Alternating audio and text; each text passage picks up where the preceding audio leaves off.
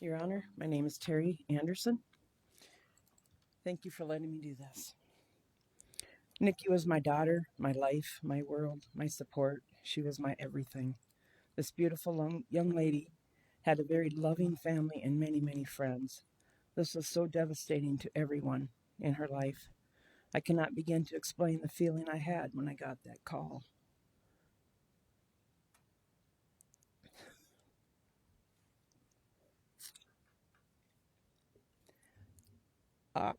My life had changed forever from that moment on. She's gone, and nothing will bring my baby back.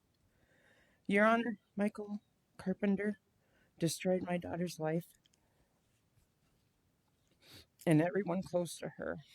As her mother, he will never know nor care what I have been going through these last 2 years. He needs to pay for what he has done. The smiles and smirks throughout the hearings that I have witnessed were pathetic. Let's see how much he will be smiling when he spends the rest of his life behind those walls, where we will be on the outside missing our beautiful young woman, my girl. And this is all I have left.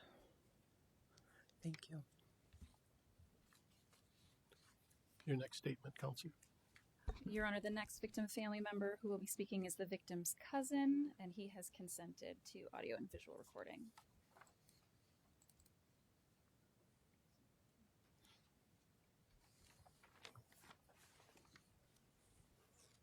Your Honor, thank you for allowing me the chance to speak today. Nikki wasn't my youngest cousin, although we had an age gap of over 25 years. She was still my cousin and I loved her, just like everyone behind me loved her. She was a ray of sunshine to her family and friends, and she did not deserve her life to be ended in such a horrific and cold-hearted manner. My only hope for this murderer is as he is haunted by the images of the crime scene and autopsy photos, as those of us who saw them are. And for the ones who cannot bear to witness these, as their fear that it would make it worse, I hope he finds no peace or salvation, even when or if he asks for it. As I assure you, no one in his family will ever find absolute peace.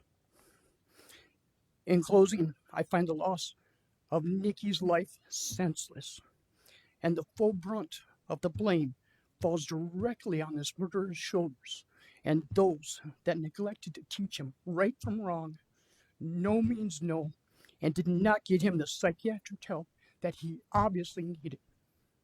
Thank you again, Your Honor, for letting me speak today. Could you state your name for the record before you leave, sir? Kenneth Wooch. Thank you. Thank you.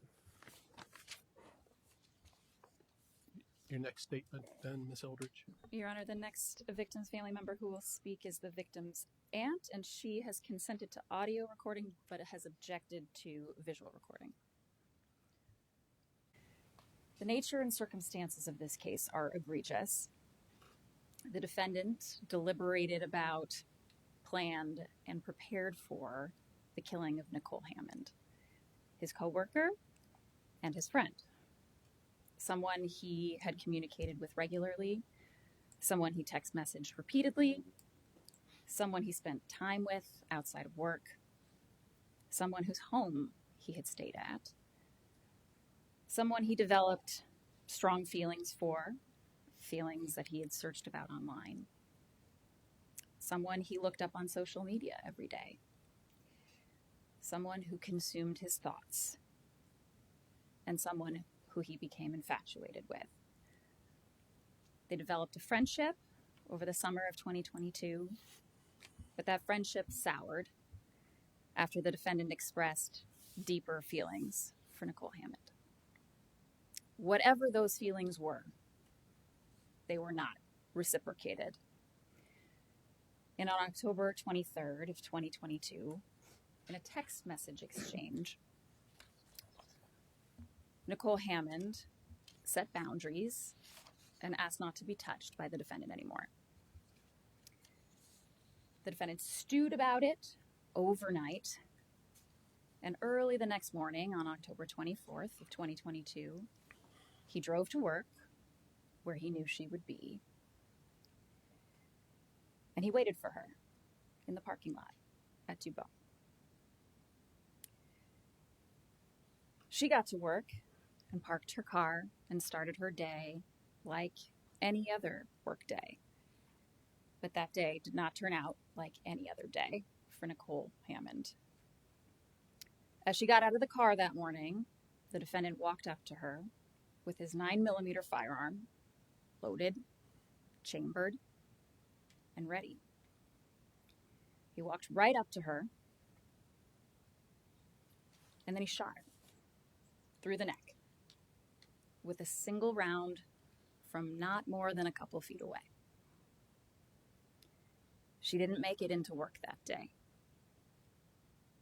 or any other day after that. She took her final breaths right there in the parking lot at Dubois. And the defendant saw those last breaths, and he took off. He shot her with that single round through the neck. He watched her grab her arm, where the bullet came to rest inside her body, watched her collapse to the ground, watched her take her final breaths, and left her there to die. Your Honor, a life sentence without release is what the legislature has determined is the appropriate sentence for one count of first-degree murder with a single victim. In this case, 28-year-old Nicole Hammond, a vibrant young woman, lost forever. Her life snuffed out, cut way too short by the defendant. Nicole Hammond can't be brought back. Her life can't be brought back. Someone who can't come back from this, whose family and friends will have to go on without her. No more birthdays or Christmases or fishing trips with Dad. The defendant took all of that away. And as you heard from the family, no sentence can bring Nicole back. But a life sentence for premeditated murder is what the law requires to hold the defendant accountable for his actions. And hopefully, it will also bring some measure of closure to the victim's family. I want to thank the St. Cloud Police Department and the BCA for all of their work in investigating this case. There's no restitution being requested. There's no fine that applies for count one. But the state asks the court to formally adjudicate and enter the conviction on count one and impose the statutorily required sentence for first-degree premeditated murder. Life without release. Thank you, Your Honor. Mr. Leone, do you wish to be heard? Thank you, Judge. Just briefly. And Your Honor, I'm aware that the legislature does not give any leeway when it comes to count one and the sentence there. However, count two, and this was addressed by Ms. Eldridge's letter to the court earlier in the week as well, and I concur with this. So as far as count two, Your Honor, I believe as a lesser included essentially of count one that there should be no sentence on that count. Again, we understand by statute, by legislature's policies, what count one will bring. I believe Agent Cook's pre-sentence investigative report was conducted thoroughly. It gives the court a background of a lot of different things, but in particular, Mr. Carpenter as well. So at this time, Your Honor, again, we ask that no sentence be issued or be ordered on count two.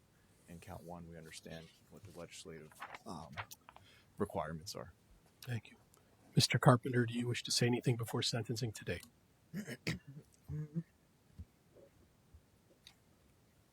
Just a little bit, if that's all right.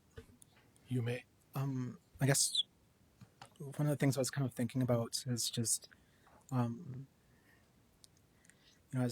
I'm seeing these slides and hearing what her family had to say, she I agree that she was a really amazing person. She was really nice and very caring.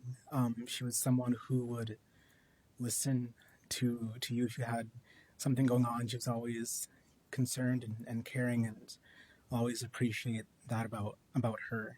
And I tried to think of something I would want to say, but there's, like they said, there's no real words that can cover something like that, like losing someone like that. So all I can say is that she was amazing, and I appreciate you guys for making her the kind of person that she was. Michael Jordan Carpenter, you were found guilty by a jury of committing the offense of murder in the first degree, premeditated, in violation of Minnesota Statute 609.185, subdivision A1. The court hereby adjudicates you guilty of that offense, and conviction will be entered accordingly. Pursuant to Minnesota Statute 609.106, the court commits you to the custody of the Commissioner of Corrections for life imprisonment without possibility of release. The court imposes no fine. You will be required to submit a DNA sample as required by the Commissioner of Corrections. The sentencing order will reflect you have 698 days of custody credit as of today. The jury also found you guilty of the offense charged in count 2, murder in the second degree, but as that offense is a lesser included offense of count 1, the court will enter no conviction for that offense and impose no sentence. The sentence as pronounced will commence forthwith, and the sheriff is ordered to convey you to the Commissioner of Corrections. Ms. Aldridge, is there anything else you wish to address today? No, Your Honor, thank you. Mr. Leone, anything else you wish to address today? No, sir. Thank you. The hearing is concluded and court is adjourned.